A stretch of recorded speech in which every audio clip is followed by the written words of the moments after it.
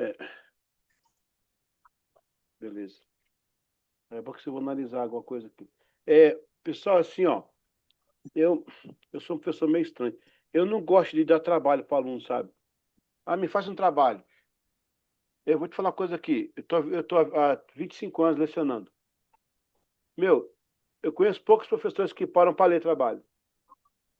Recebe trabalho, dá uma olhadinha por alto e joga. Isso não é legal. Eu prefiro que o aluno se manifeste, se expresse. Então, assim, eu não sou fã de prova também. Prova é uma coisa que eu vou fazer um artigo científico sobre o negócio de prova. Mas a gente vai ter que dar, porque é padrão, né? Dar uma provinha, que vai ser semana que vem, 5 questões.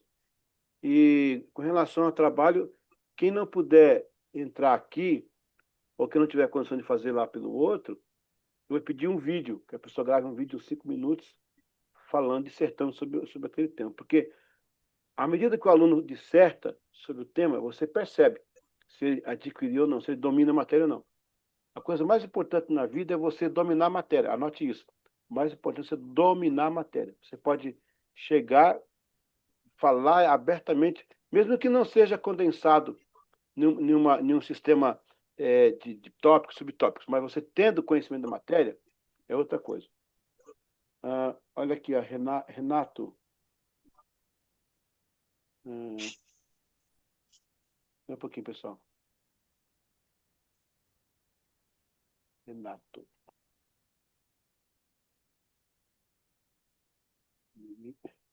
Renato. Ô, Renato, paz, a gente está aqui já, o bom grupo. Se você não conseguir, não preocupa não. A gente dá um jeito para conversar com você depois, tá? Vai tentando aí, tá bom? Deus abençoe. Ok. Deixa eu ver quem mais entrou aqui. O Jonatas. Jonatas. Então, eu tenho Gilcilei, Marlon, a Kátia, Jéssica, Jonathan, Matheus, né? Matheus. Ok. Vamos então aí, quem quer começar, quem quer já dar início aí, pode já usar a palavra. Você vai ter no máximo 5 minutos, tá? Porque se adiantar, a pessoa começa a pregar, entrar no manto, aí vai embora o horário. Tá bom? Então cada um vai ter. Pastor, Sim. se puder me deixar mais para o final, para dar tempo de eu chegar em casa, eu agradeço, tá bom?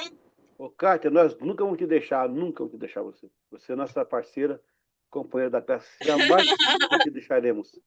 Mas nesse caso, vamos esperar você chegar em casa. Obrigado, pastor. E, Sou uma e, bênção. e fica olhando para frente aí, tá? Pelo amor de Deus. Olha, olha para frente aí. Vai só ouvindo a gente falar aí. Ok, então, vamos lá. Quem que vai começar aí? Eu posso começar, pastor. Pois não, Jéssica. Falar sobre multiplicação foi o assunto abordado na terceira aula, Multiplicação? no qual, multiplicação, na qual o Senhor apresentou algumas fórmulas e entre elas era V mais PA igual a M, que é visão mais programa de ação igual a multiplicação. E nós temos feito aqui, com a visão, né, que nós temos tido e o nosso programa de ação, pedir com que as pessoas que já são membro da igreja, que já foram batizadas, que nos apresentem aos seus amigos e familiares que fazem parte da aldeia que a igreja está e também de outros. E nós temos visto muitos resultados com relação a isso, né? Temos visto a multiplicação. E também o senhor falou sobre os 6 graus de separação de Milgram.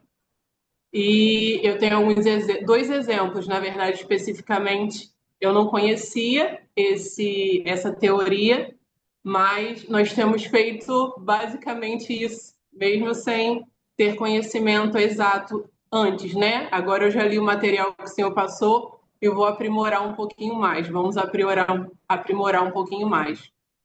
E um primeiro exemplo é que há alguns meses nós fomos convidados pela Madame Sissalgot, uma aspas aqui, Madame Sissalgot é porque as mulheres são chamadas de Madame, mais o sobrenome do marido, que seria equivalente a Senhora Sissalgot. Então nós fomos convidados por ela para ir a uma outra aldeia e seria um estudo na casa de uma amiga dela. Nós estávamos a 1 grau de separação dessa amiga, porque Olha, nós não a conhecíamos, mas a Madame de Salgo conhecia. E chegando lá, tinha mais ou menos umas 7, 8 mulheres. Nós falamos ali, conversamos sobre a palavra de Deus. Essa amiga dela já tinha aceitado a Cristo em outro momento. E no final desse estudo, dessa manhã, ela decidiu se batizar. E há 2 domingos nós tivemos o batismo aqui e ela se batizou para a glória de Deus. E antes, né, do batismo, uma semana depois que nós fizemos essa manhã de estudo, ela nos apresentou a uma outra amiga dela, nos pediu para ir na casa dela para falarmos mais sobre a palavra de Deus, sobre batismo, e essa amiga também aceitou a Cristo. glória a Ainda não Deus. se batizou, mas tem sido acompanhada e nós estávamos a 2 graus de separação dela. Que legal. E nós temos visto a multiplicação acontecendo dessa forma. Já conhecemos uma outra aldeia, né, que é a aldeia que ela mora, já temos pedido ao Senhor direcionamento para começar um trabalho, nem que seja um sábado no mês, porque essa é uma aldeia um pouco mais distante, não tem nenhuma igreja, tem algumas mesquitas, mas são um pouco distantes, e através disso nós temos visto a multiplicação do Senhor aqui, o reino de Deus avançando. Ah, Jéssica, muito boa a Sim, explicação e muito boa a questão de você remeter a matéria descobrindo que você está fazendo, mas não tinha nome. Agora você fala, não, ó, então eu estou fazendo isso aqui. Importante também entender a questão da rede pessoal. Não a rede social. A rede social é Instagram, essas coisas aí. A rede pessoal. Se cada igreja, quando vocês forem pastores locais, no caso você já é uma missionária, mas você incentivar os membros da sua igreja a montar a sua rede pessoal de alcance evangelístico, que é aquela rede informal das pessoas que circulam você, os profissionais, amigos, colegas de trabalho, que têm contato com você. E você estabelecer uma rede pessoal com eles, começando com a oração, para que o Espírito Santo possa criar uma oportunidade, e aí segue-se aí a graça preveniente, né, o trabalhar de Deus na vida das pessoas. Então, a cada momento, Jéssica, que está falando aí, estava pensando que cada aluno poderia pegar o que já recebeu aqui na aula e tentar dizer no que já faz, né, que isso aí é o quê? Isso aqui, ó. Isso aqui é assim, isso aqui, porque você vai pegando a matéria e você vai reconhecendo o que você já faz. E o que você não faz, você começa a desenvolver um trabalho novo, né? Então, é isso aí. Muito bem. Obrigado, Jéssica, pela sua palavra aí sobre a multiplicação com enfoque aí você colocou aí do Milgram, né? Dos graus de Milgram. Muito bem. Bateu certinho o seu tempo aqui. Parabéns. Vamos para a próxima. Pastor, pode ser Pastor, eu? Opa, Jonathan, pode ser. Te dou a minha vez, Pode ser John. eu? Oi? pode ir. Pode, irmão. És tu, meu irmão. Tá beleza, tá beleza. Eu tenho que ir para a igreja, eu tenho que ir por 2. Tem que adiantar aqui. É o quê? Ah, tá mudo, tá mudo. Ah, sim, agora tá ouvindo? Aí sim. É porque eu tenho que ir para a igreja ainda, eu tenho que adiantar o meu aqui. Pode ser? Pode ser, vai lá. Então tá na benção. Eu vou falar sobre a submissão, que foi um dos temas que falou bastante comigo, porque a geração na qual a gente vive hoje, essa palavra submissão tem batido muito na trave. Por quê? Porque muita gente quer fazer coisas grandes, mas não quer estar debaixo de ordem nenhuma. Então, eu preparei a tese com o tema a submissão na perspectiva bíblica, fundamentos, benefícios e consequências. O conceito de submissão tem sido cada vez mais discutido, tanto no campo teológico quanto no social.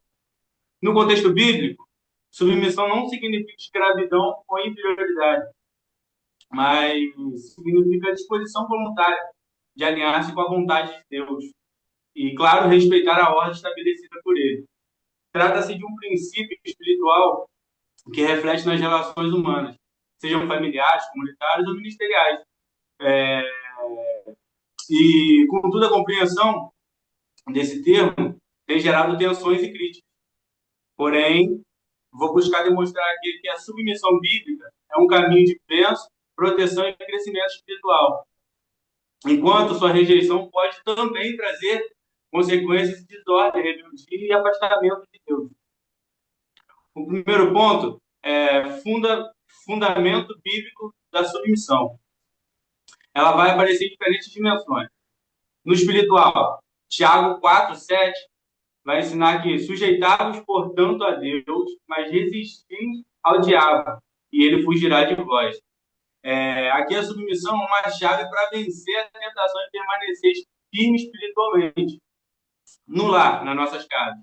Em Efésios, vai dizer do 5 ao 20, do 22 ao 25, vai orientar os esposos e maridos a viverem em submissão mútua, guiando pelo amor de Cristo. Na comunidade, no caso das igrejas, em Hebreus 17, reforça a importância da obediência aos líderes espirituais para manter a ordem e edificação da igreja. Assim, a submissão não é apenas uma regra de convivência, mas sim um reflexo de fé em Deus. O segundo ponto, submissão como escolha voluntária e espiritual. Submeter-se é um ato de fé. Jesus, ao dizer, não faça a minha vontade, mas a tua, em Lucas 22:42, mostrou que a submissão é uma decisão consciente e não impossível. O cristão que se submete, ele demonstra humildade, reconhecimento que a vontade de Deus é superior à dele. Essa postura fortalece a disciplina espiritual e abre espaço para crescimento no caráter cristão. O terceiro ponto, o que a submissão traz para quem é culto. Traz proteção espiritual, traz bênção e prosperidade, traz relacionamento saudável e autoridade espiritual. Proteção espiritual. Quem se submete a Deus é autoridade. Quem se submete a Deus e autoridades espirituais permanece sob cobertura divina.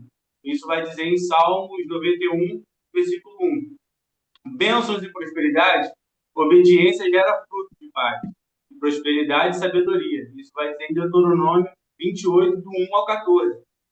Relacionamento saudável, no lar e na igreja. A submissão promove respeito, amor, cooperação, evitando decisões. Autoridade espiritual. Quem aprende a se submeter também recebe autoridade espiritual, pois é confiável diante de Deus. Isso vai dizer em Mateus 8, do 9 ao 10. O quarto ponto.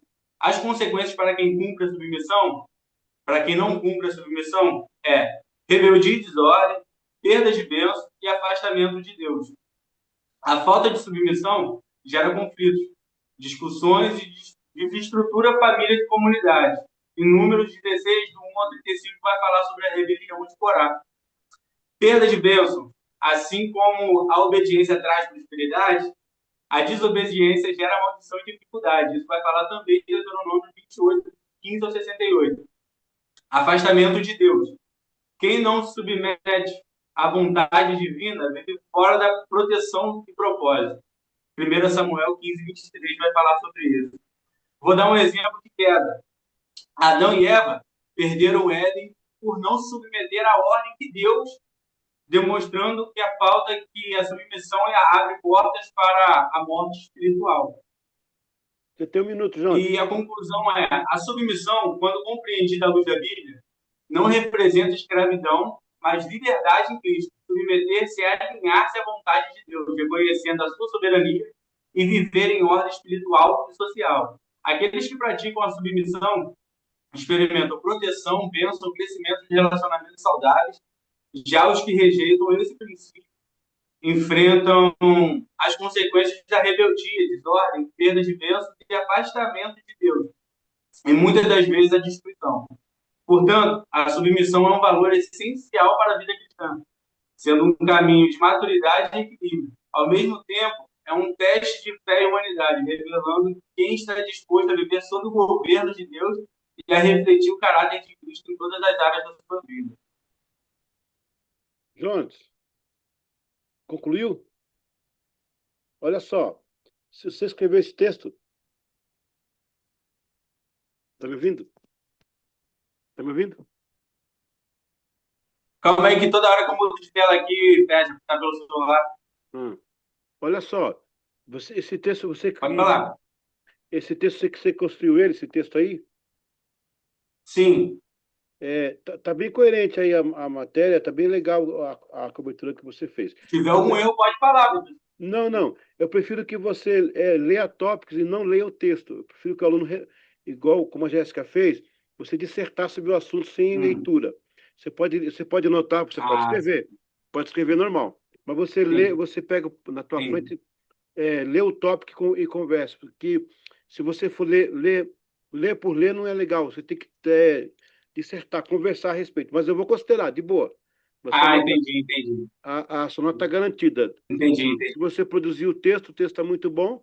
E você colocou uma classificação muito boa aí sobre as decisões de submissão. Tá muito legal. Se não tivesse, eu te falar. Mas os próximos alunos, se você escreveu, algum aluno aí, pode escrever, mas disserta, não leia o texto. Se você vai ler lá um tópico ou um subtópico, comente sobre ele, tá bom? Mas parabéns, Jones. É isso aí, você garantiu a sua nota. Valeu. Que agradeço. Depois me manda para mim esse texto aí, tá lá no privado. Tá bom, vou te mandar. Agora deixa lá que eu tenho que ir para a igreja. Tá, eu vou colocar uma câmera na igreja. Tá bom, fica na paz, pessoal. Vê se você tá lá na igreja, tá? Vou pegar a câmera ao vivo da igreja, ver se você tá na igreja lá. Deus abençoe. Jusilei. Eu? Pode ser. Deixa eu tentar me atentar ao tempo aqui. Então, pastor, eu tento sempre tudo que eu entendo, eu tento aplicar para minha vida, tá? Não sei se vai estar certo. 7h30, vamos lá.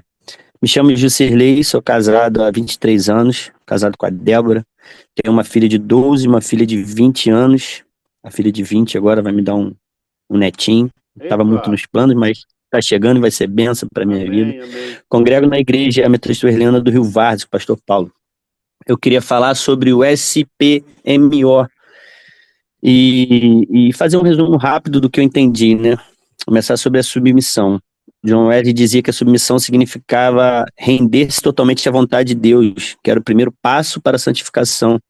E o Senhor, na aula que a gente teve sobre isso, o Senhor disse que era a porta de entrada da casa de uma pessoa que tem um caráter que usa bem o seu tempo. Não sei se foi essa bem, mas eu fui anotando tudo que vai como tópico importante, eu vou anotando. E eu entendo que a submissão está um pouco ligada, ou está muito ligada ao servir ao próximo. Eu trabalho com eventos e desde muito cedo eu aprendi a servir ao próximo e não ter nesse serviço uma questão de, mas foi ele quem me pagou, eu sirvo todos igual. Isso para mim, com relação à liderança, eu nunca tive esse problema, porque é o bispo que vai vir. Esses dias, por exemplo, na minha igreja, o bispo veio visitar a nossa igreja e o pastor pediu para a gente fazer um jantar, né? Como a gente trabalha com eventos, a gente fazer um jantar para receber ele. E todos comeram iguais, todos foram servidos iguais. Ele, por sinal, é uma pessoa muito, muito simples, né? Eu nunca tive essa dificuldade com relação a servir, mas eu entendo que a submissão, no momento que eu sirvo a minha família, que eu sirvo as minhas filhas, que eu estou sendo também submisso a elas. E assim a minha liderança, e assim com Deus. É um pouco do que eu entendi com relação à submissão. E a transformação, ela é um fruto disso, né? Porque acaba sendo automático. Eu passei uma dificuldade muito grande no meu casamento, meu relacionamento há 1 ano e 6 meses atrás. E eu eu venho sendo transformado por Deus a cada dia. E essa submissão e essa transformação que vem no fruto disso tem me trago uma mudança muito grande para minha vida, para minha casa, minha família. E eu tenho vivido isso, as experiências disso, das minhas mudanças que têm acontecido na minha casa, sabe? O que Deus tem feito, eu tenho experimentado. A minha filha hoje, de 12 anos, ela acredita na missão, ela acredita no que eu explico, ela quer viver o que eu tenho vivido, as experiências que eu tenho vivido na minha casa. Eu acho que a transformação, e ela acarreta, né, para a questão ministerial. Eu vivi por muito tempo na igreja, mas eu vivi longe da presença do Senhor, pastor. Estou falando para o Senhor que é um testemunho de vida meu. Então hoje eu me considero um novo convertido em Deus, porque de fato eu não era. O Senhor falou esses dias, quem sai da igreja, ele nunca esteve. De fato foi isso que aconteceu comigo. Eu vivi isso. Eu tentava, na verdade, mas por não me expor, por não expor os meus pecados, as minhas mazelas, eu continuava tentando, mas de forma errada. Então hoje eu conheço ao Senhor e estou lutando por essa transformação diariamente. E a multiplicação, a Jéssica falou algo muito interessante, eu tinha notado em uma das aulas, porque a gente tem vivido isso lá também na nossa igreja. O nosso pastor tem uma visão de crescimento através do ensino da Escola Bíblica Dominical, ele dá muito ênfase a isso, e ele tem como projeto fazer uma creche através das salas de aulas para a Escola Bíblica e ter como uma creche para a comunidade, que é muito carente. E a gente tem visto isso já. A gente fez um projeto, eu procurei um arquiteto, um amigo fez e deu um projeto para a igreja, a gente tem buscado parceiros, já ganhamos algumas coisas para começar as nossas obras, e a multiplicação já acontece porque o evangelismo tem acontecido numa comunidade carente, tem trago as crianças, às vezes, para tomar um café, e crianças, adolescentes têm aceitado a Jesus, e os familiares têm vindo, e tem sido bênção. Isso já tem acontecido na nossa vida. E por final, eu vivi essa questão da multiplicação, também tenho vivido na minha área profissional, entendeu? Falta 1 minuto. E por fim, a ordem. A ordem que Deus tirou minha vida de total caos, uma bagunça que eu vivia, e hoje eu tenho vivido a ordem nele, a ordem dele. E isso tudo tem gerado multiplicação na minha casa, no meu lar, no meu ministério, que tem começado a florir. A questão do próprio seminário, eu tenho buscado para isso, e Deus tem feito isso. Acho que tentei rapidamente resumir, talvez eu falaria mais, mas com 5 minutos é mais ou menos isso que eu entendi. A ordem funciona como, tipo, quando você vai lavar um assoalho de uma casa com água, e você não quer que a água penetre embaixo dos móveis, você pega um rodo e vai jogando água e vai dali, vai daqui, puxa, escapou aqui, escapou ali, puxa aqui. A ordem é isso aí, você manter, porque se você não manter, a água vai entrar. Igual quando o pedreiro está fazendo massa também, que ele joga água por dentro, para não sair para fora, ele vai jogando a massa em cima para segurar ali. A ordem dos 3 aí, dos 4, submissão, transformação, multiplicação em ordem, a ordem é a mais estressante, né? Porque ela é que fica o tempo 24 horas acesa. Porque vai valer o que disse Jesus, né? Orar e vigiar, né? Olha que não. Amém, pastor. Obrigado. Essa questão de vigiar é a ordem, é você manter a ordem. Hoje eu fui fazer uma compra, me deu um tino, como a minha esposa é que me ajuda nessa questão financeira, eu liguei para ela, eu ia comprar desnecessário, algo que já tinha feito, eu tinha esquecido. Se eu não faço isso, eu vou abrir um precedente financeiro. E isso, se for em grande escala, pode desequilibrar uma régua de disciplina de trabalho financeiro. Então, a ordem, cara, é isso aí. As pessoas, às vezes, cara, fazem o seguinte, eles vão, pega a bola lá na grande área, passa para o meio de campo, tal, chega na hora de finalizar, cadê? Perde. É igualzinho o Vasco faz. Vai. Quando chega para finalizar, não finaliza. O problema do Vasco é não finalizar. Então, a ordem é isso aí.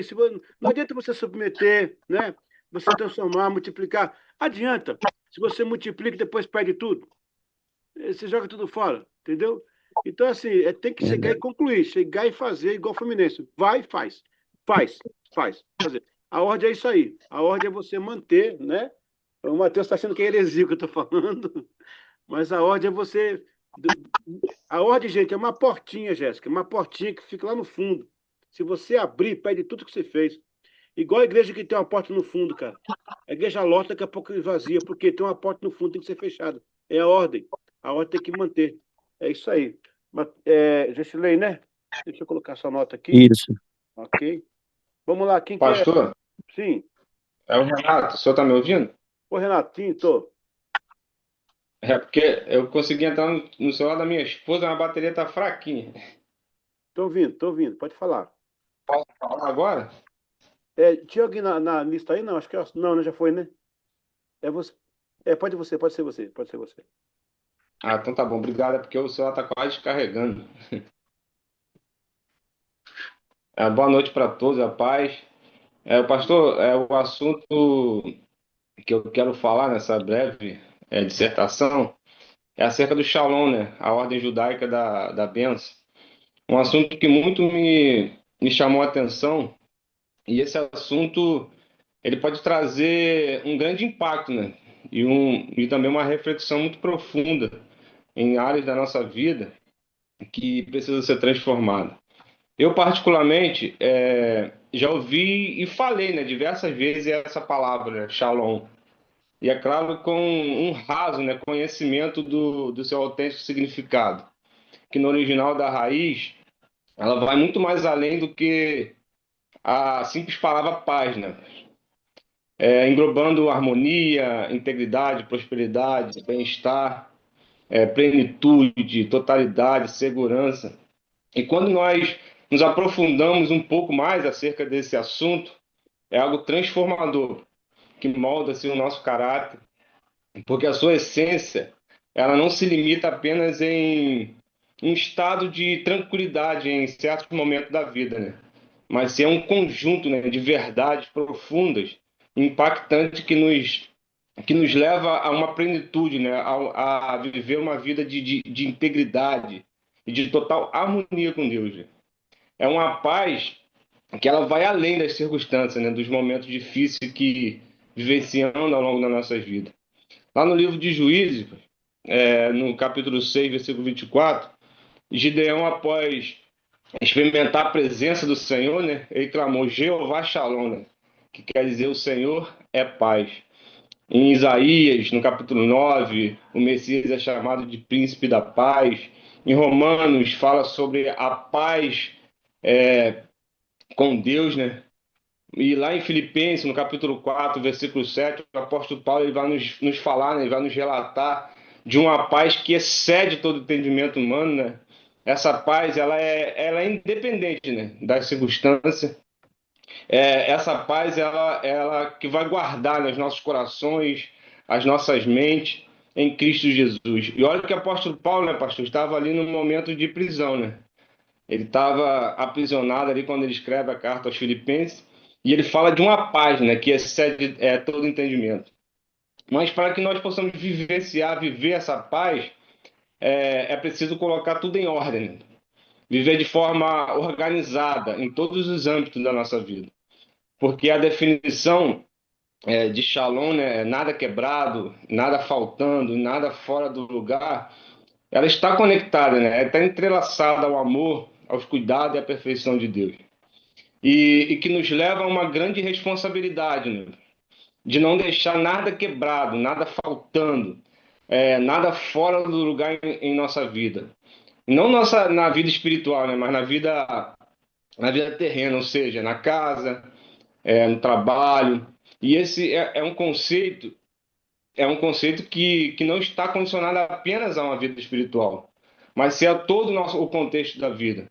Porque uma vida bem organizada influencia positivamente a vida espiritual. A ordem, a disciplina, ela facilita, né, a conexão com Deus, permitindo com que ele ocupe o lugar primordial, o lugar central nas prioridades e ações. Então, para que assim nós podemos desfrutar, né, do Shalom, ou seja, para usufruir dessa paz, dessa plenitude, desse bem-estar e dessa prosperidade, né?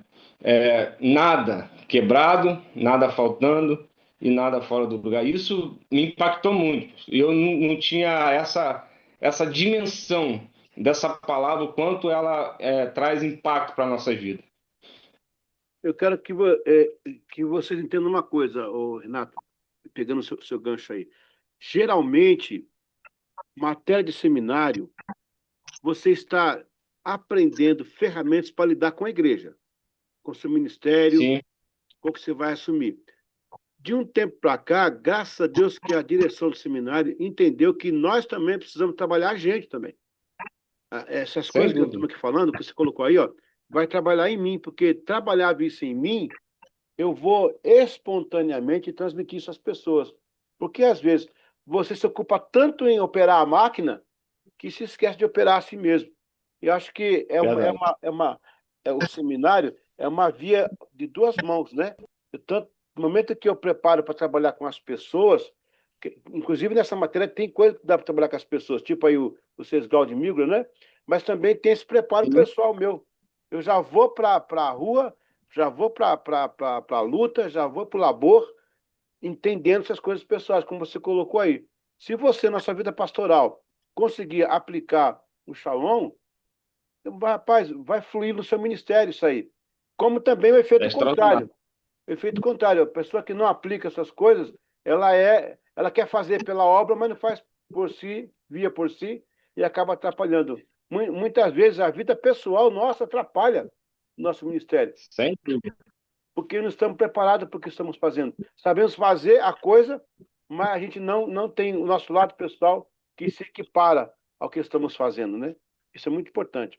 Obrigado, Renato. Parabéns É. aí pela sua participação. Obrigado, pastor. Quem é o próximo paredão? Vamos lá? Acho que é o Matheus agora. Não, tem o Marlon também. O Marlon também tem. Você quer ir, Matheus, agora? Ou como é que faz? Posso ir? Tá me ouvindo bem? Sim, tá tudo bem, Matheus. Pode ir. Beleza, eu vou aproveitar que eu vou tratar o mesmo assunto. Então, vocês estão conseguindo me ver? Eu não consigo. Ou eu deixo áudio ou vídeo, não sei operar o. Queremos o áudio, por preferência.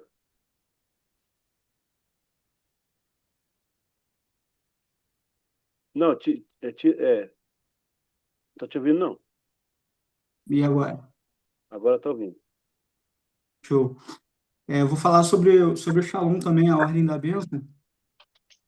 Eu tentei, professor. Inclusive, preciso confessar que eu preciso ler um pouco mais sobre os outros assuntos, mas esse assunto da semana passada me pegou muito, porque ele me acertou bem no meu âmago, cara, bem no fundo da minha alma. Eu precisava dessa aula e não sabia. Amém. Eu tenho, durante a semana, eu abandonei, inclusive, as outras matérias, não deveria ter feito, mas eu tenho consumido bastante coisa sobre esse assunto. Eu vi alguns vídeos, inclusive, entrei lá no canal do Senhor, a biblioteca lá do Senhor mandou. Eu tenho consumido bastante coisa e isso tem falado muito a respeito de muitas coisas na minha vida. Tem sido resposta para muitas questões pessoais minhas e ministeriais também. Eu não conseguia entender algumas coisas que aconteciam e a partir desses princípios e aplicando esses princípios em uma semana eu vi como é que minha vida mudou em vários sentidos, inclusive Amém. ministerial e pessoal. Amém. Eu contei na última aula, né, o que uma experiência pessoal sobre o meu carro. E aí eu percebi que esse tipo de acontecimento, ele é constante na minha vida. Uns 5 minutos antes da aula começar, minha esposa falou, eu estava sentado na sala ali, minha esposa falou assim, Matheus, queimou a lâmpada da área, tem que trocar. E aí eu pensei, eu falei, cara, tem uma lâmpada do lado, por que que dá para enxergar? Para que que ela está me falando isso, faltando 10 minutos para aula? E aí eu lembrei, falei, opa, nada quebrando, nada faltando, nada fora do lugar. Bom, Então, muito bom. eu tenho aplicado isso na minha vida, né? Apliquei isso no ministério.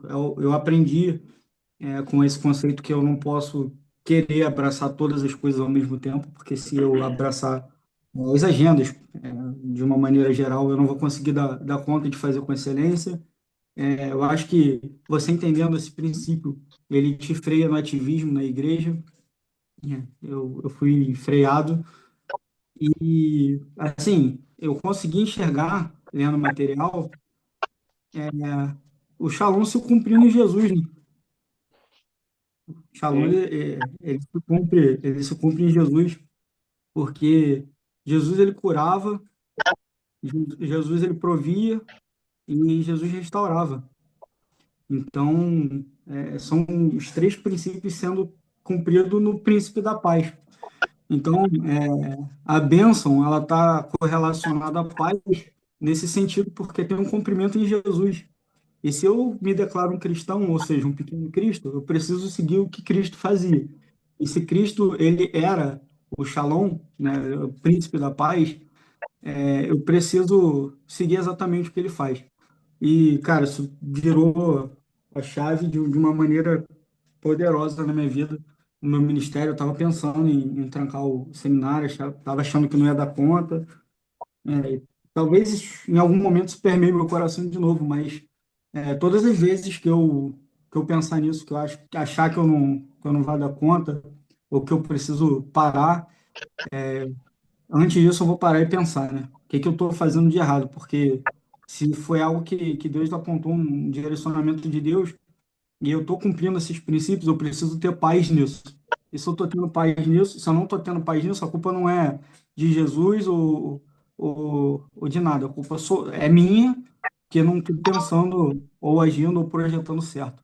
Então, assim, é algo que me modificou completamente em relação a muita coisa. Eu estou projetando melhor as minhas finanças, estou projetando melhor o meu ministério, estou projetando melhor o Mateus como esposo, como marido, provedor. Então, eu preciso cada dia mais entender e aplicar isso na minha vida. O Shalom, ele tem um princípio muito legal. A gente lê lá na apostila que vai falar que não é paz no sentido de ausência de guerra, mas ele também é isso, não no sentido de uma guerra física, mas de uma guerra emocional, porque ninguém que está com as coisas fora do lugar, que está sujo, que vive em caos, vive em paz. Então, evita esse tipo de guerra também. E assim, foi para mim, até hoje, eu não que faça diferença para os irmãos, mas eu formei em teologia, né, bacharel, e eu nunca tive algo tão profundo ministrado sobre a minha vida, de verdade, professor. Eu queria aproveitar aqui o microfone aberto e te agradecer, cara. Eu nunca fui tão ministrado, tão profundamente Glória a Deus. quanto eu fui na semana passada. Isso me tirou o sono de uma maneira boa. Eu fiquei em paz sem sono. E eu consumi tudo que eu pude. Eu digo que eu cheguei perto de esgotar que estava ao meu alcance de material sobre isso. Então, eu não conseguiria falar sobre outro assunto. Isso mexeu demais comigo. Muito obrigado. Aí eu te pergunto, se o líder pastoral aplica na vida pessoal, ele é menos estressado. Se ele for menos estressado, ele passa o mínimo de estresse lá no púlpito para a igreja, nas reuniões, porque um pastor estressado, cara, de estressado, né? Numa reunião de junta, ele vai se exaltar com alguém, vai querer falar em ritmo, falar mais alto, num púlpito, vai bater no púlpito, vai com raiva. Então, esse é um sistema que acaba tirando você dessa zona de conflito. Hoje eu estava aqui para sair do hotel, para ir para outro tal, e eu deixei meu laptop numa igreja que eu preguei ontem. E aí acumulou o Uber chegando, o cara falando, tem que passar, eu não conheço nada aqui. Aqui em Brasília, o endereço tudo diferente. Eu falei, sabe de uma coisa? Nada faltando, nada quebrado, nada fora do lugar. Eu parei, entrei no Burger King e comprei um pote de milkshake, sentei, cruzei a perna e ó, só mandei milkshake devagar, de boa. Quando eu acabei, eu estava com a solução na cabeça para fazer a coisa acontecer. Deu tudo certo. Se eu fosse na pegada, porque o diabo também que ele quer jogar, ele joga essas informações para de estressar, para você colocar você numa zona de conflito. E na zona de conflito, cara, depende da pessoa, emocional da pessoa, ela faz besteira no momento desse. Então, essa é uma coisa que é bem, bem importante. Isso aí você aplica, Matheus. Não é só no ministério, não. Família, empresa, igreja, tudo que você puder aplicar. Eu falei com vocês sobre isso, né? Sobre o estresse, o distresse e o eustresse. Falei, não falei? Falei. O eustresse e o distresse. Nesse caso, o eustresse até ajuda, né? O eustresse. Mas cuidado com o distresse. É isso aí, sempre tem uma pausa. Valeu, Matheus. Vamos agora ao Marlon, né? Marlon. Tá me escutando, pastor? Oh, tranquilo. Então vamos lá. Eu vou falar, pastor, sobre a ordem, tá? Certo. A ordem foi um dos que me chamou mais atenção pelo quesito de organização, metodologia, né? E ela não é só um conceito organizacional, né, para mim. Ela é também um princípio divino. Deus mesmo lá na criação, antes dele começar a fazer qualquer coisa, ele colocou as coisas em ordem, né? Então isso aqui também já me mostra que antes de Deus agir, ele organiza, ele estrutura primeiro. Então a organização, a ordem, ela faz parte da nossa vida, até como líderes, né? Não tem como falar em liderança sem falar em ordem. Que o nosso Deus, ele não é um Deus que opera no desorganizado, não faz as coisas de qualquer jeito, mas ele estabelece princípios, né? E algumas passagens bíblicas também me chamam a atenção em relação à ordem, até quando Deus vai falar com Ezequias, né? Ele vira para Ezequias e fala assim: põe a tua casa em ordem, mostrando a necessidade de que a nossa casa também ela esteja organizada, esteja em ordem. Até porque a igreja ela é constituída de pessoas e de pessoas que estão numa sociedade. Ou seja, se a ordem já não vem desde a minha casa, eu não vou conseguir colocar essa ordem na igreja. Uhum. Então, ela é um princípio que tem que andar comigo não só na igreja, mas em todos os aspectos da minha vida, né? Deixa eu ver o que eu anotei aqui. E a ordem também, ela envolve outros princípios também. Eu tenho que aprender a ordenar os meus recursos espirituais, recursos materiais, as minhas relações, elas precisam ter ordem. E quando a gente cuida e ordena tudo aquilo que Deus nos deu, seja a igreja, a família, ou até mesmo os dons, né, que Deus nos dá, isso demonstra fidelidade.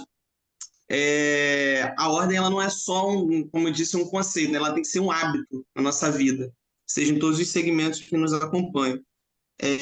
A ordem também ela nos traz benefícios quando nós escutamos e respeitamos e atendemos às ordens de Deus, elas nos traz benefícios. E eu citei aqui, por exemplo, lá em João, no capítulo 2, quando obedecer à ordem de Deus gerou transformação e abundância. Ou seja, obedecer às ordens que Deus nos dá também nos traz muitos benefícios. A ordem também ela é importante na questão das nossas emoções, tá?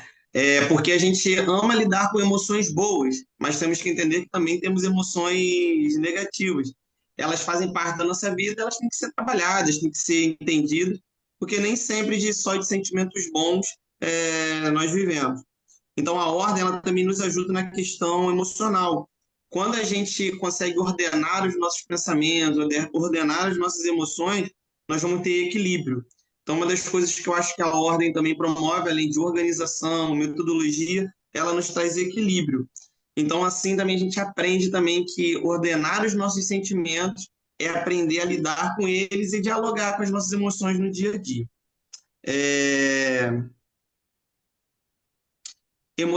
Botei aqui, emoções ordenadas também, elas permitem que a gente não viva só dos nossos impulsos, mas também que nós tenhamos pensamentos equilibrados. Se eu citou, por exemplo, aí um exemplo de um momento que o senhor não ia conseguir resolver o problema, o senhor colocou as suas emoções em ordem e depois logo assim a solução veio. Então eu acho que ordenar as minhas emoções também é muito importante para o agir de Deus na minha vida. E ordenar, ela também requer responsabilidade. E ela só se sustenta, a ordem, se eu viver debaixo de um propósito, né? Porque senão ela vai acabar se diluindo com o tempo. Então, a ordem ela requer também manutenção. Ela não é uma coisa que eu vou fazer uma vez só e vai ser perpétua. É isso A aí. ordem ela requer manutenção. Todos os dias eu preciso ter a manutenção dessa ordem. E no nosso ministério, a ordem ela é essencial, porque ela vai nos ajudar a preservar a nossa santidade, a unidade da igreja, o nosso testemunho perante os irmãos. E quando a gente negligencia a ordem, a gente acaba abrindo brecha para o inimigo atuar, para o caos permanecer na nossa vida. Então, é uma escolha diária que nós possamos manter a ordem e o nosso compromisso com Deus.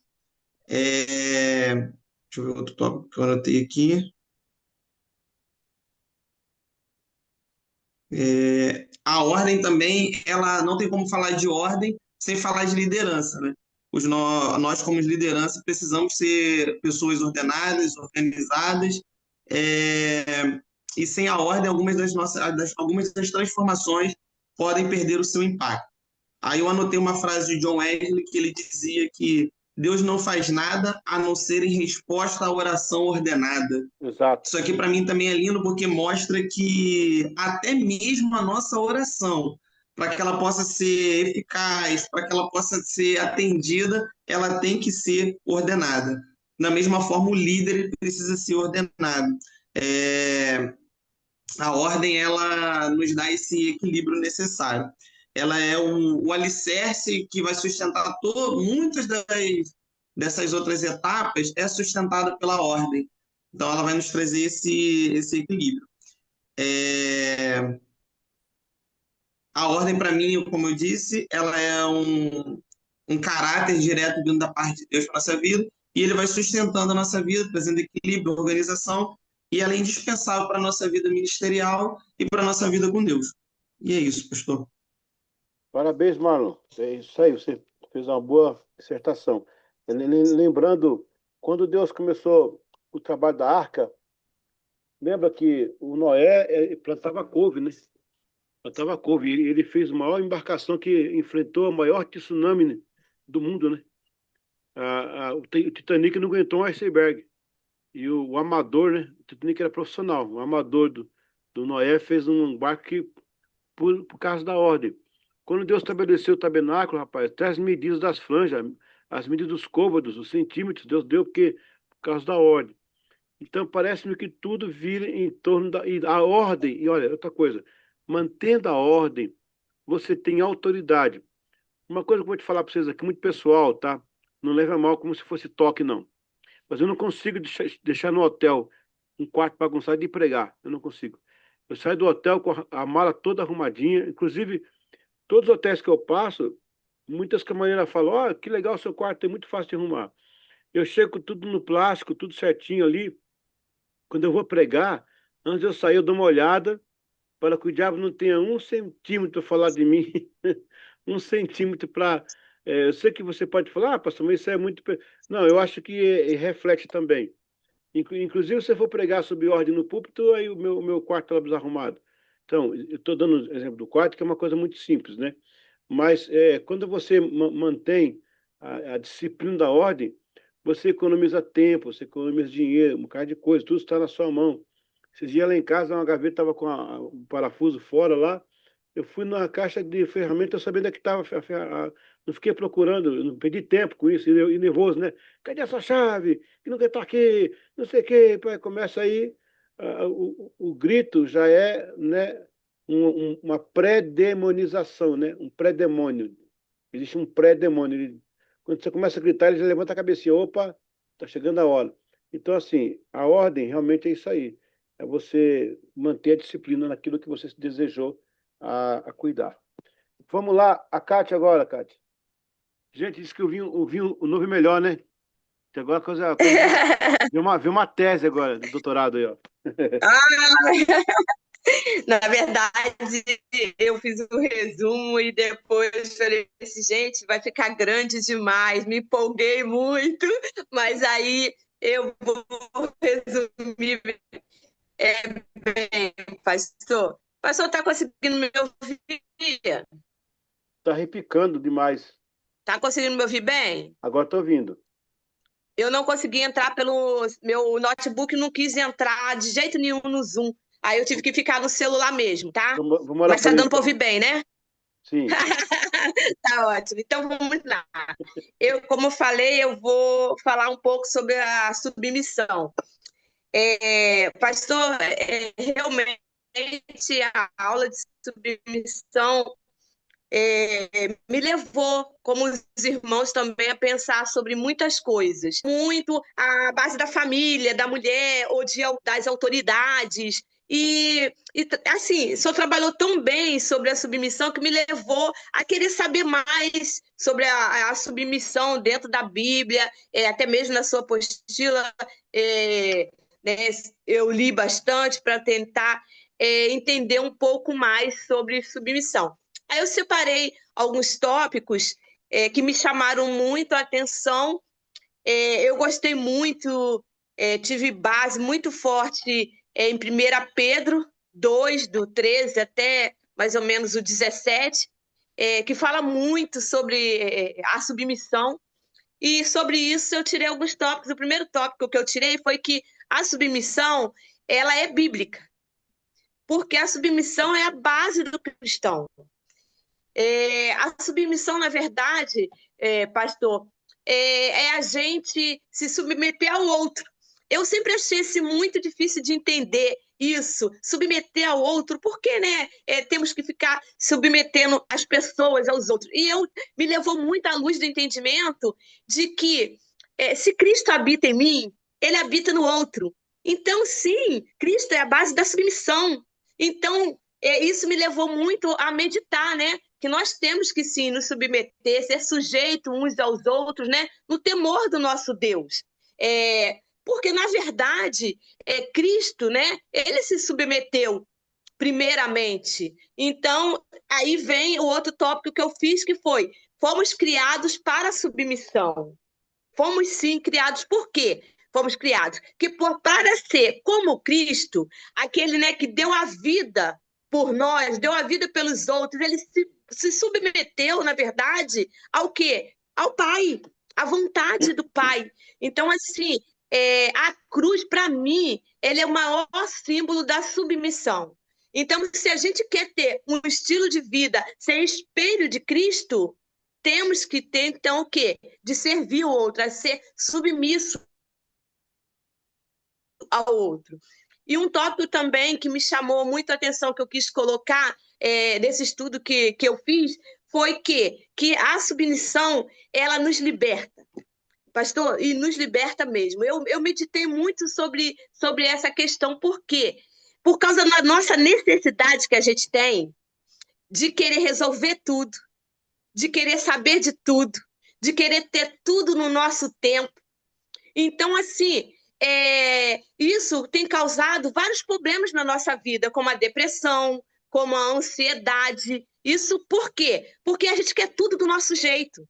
Então, ser submisso, na verdade, é o quê? É negar um pouco de nós mesmos. É negar um pouco de nós. Então, isso aí traz uma liberdade, uma libertação de muitas coisas que nos prende, né? E que tem causado doenças em nossas vidas. Outro tópico também que eu fiz questão de deixar é o quê? Muitas pessoas se perguntam, né? Eu mesmo já fiz essa pergunta muitas vezes, há limites para a submissão? Aí, sabe, esse limite, eu passei a procurar vários tópicos que pudesse me esclarecer sobre se há limite para a submissão. E no meu entendimento pessoal, tá, pastor? Isso aí é um entendimento pessoal meu, né? Eu creio que a submissão, ela não tem limite, mas a obediência, sim. Como que eu vou lhe explicar isso? Desobedecer, quando obedecer passa a ser destrutivo na nossa vida. Quando o quê? Quando a obediência vai contra a vontade e a ordem de Deus. E como que você vai dizer assim, mas como que você chegou nessa conclusão?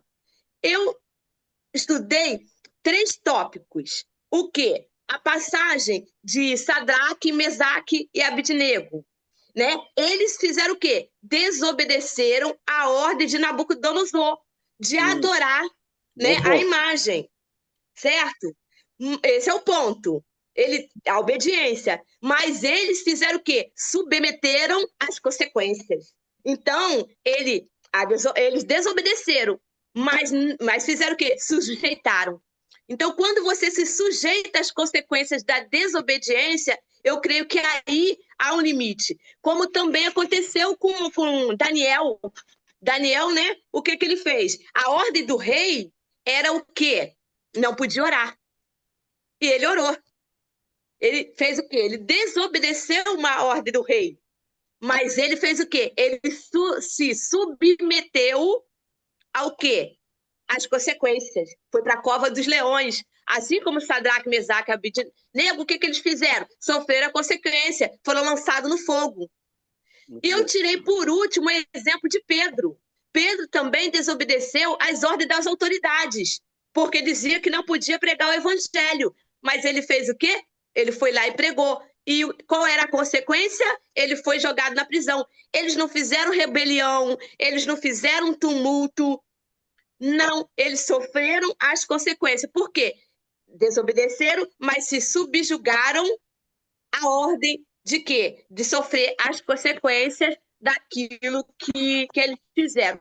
E eu botei uma pequena observaçãozinha, que eu botei assim, eles não criaram confusão. Isso. Pode falar, pastor.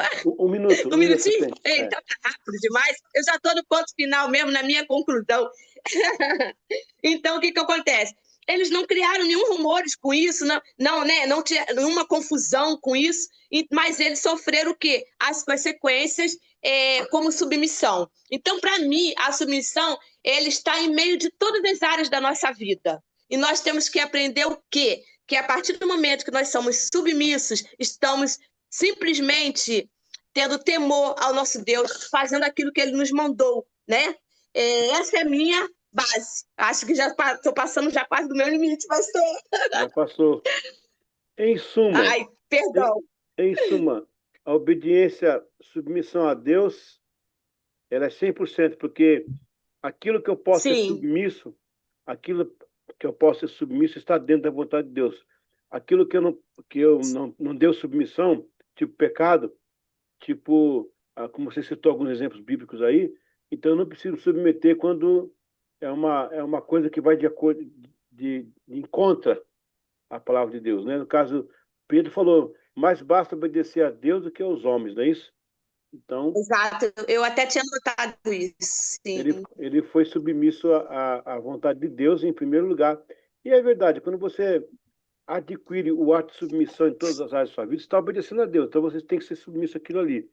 Porque Deus é tão maravilhoso nesse sentido que, quando você sabe, assim, esse negócio de submissão, quando acontece um fenômeno social, geralmente as prefeituras, o pessoal faz uma lei para regulamentar, né, regulamentar. Eu lembro que em São Paulo, quando começou os pirueiros, né, das combis, as companhias como foi também com o Uber, mesma coisa com o Uber agora. Então, o que acontece? Surge um problema na sociedade, eles regulamentam para submeter aquela regulamentação, né? Deus já fez tudo pronto. O importante de Deus é que Deus não precisa que a coisa aconteça para ele criar um regulamento para submeter. Já está desde o princípio regulamentado. Quer ver uma coisa que me chocou hoje? Eu estou pensando se eu escrevo um artigo sobre isso, sobre esse negócio de submissão aí, está dentro do assunto. Como eu fui aluno em Harvard, eu tenho um registro que eu posso entrar nas salas de bate-papo de tese de doutorados, né? Como eu me formei lá, então eu tenho esse privilégio de poder entrar nesse local. Inclusive, eu tenho que entrar só com o computador. Se um IP, se eu entrar com outro de outro lugar, da Lan House, eu perco na hora o acesso. Eles reconhecem, eles cortam. E agora, eu estou lendo um artigo de uma doutora, já tem 2 semanas, eu estou chocado com isso, com essa relação de submissão. Existe um processo chamado microquerismo fetal. Você conhece isso? Alguém me fala nisso? Microquerismo fetal. Deixa eu pôr aqui no chat para vocês verem aqui o nome direitinho. Você depois consultar. Não sei se vai ter como consultar, porque é uma tese que está sendo formada ainda. Em português seria isso aqui, ó. Microquerismo fetal. Acho que é isso aqui, ó, tá? Conseguiu aí? Deu para ler? Deixa eu ver aqui. Microquerismo. Ok, ou seja, quando uma mãe sofre um aborto, quer seja espontâneo ou que ela tenha tirado a vida, as células boas da criança ficam acopladas à mãe. E essas células vão ajudar a mãe até o fim da vida para a mãe não ter doença, para ajudar a mãe na saúde. Elas ficam ali ajudando a mãe até o último dia de vida.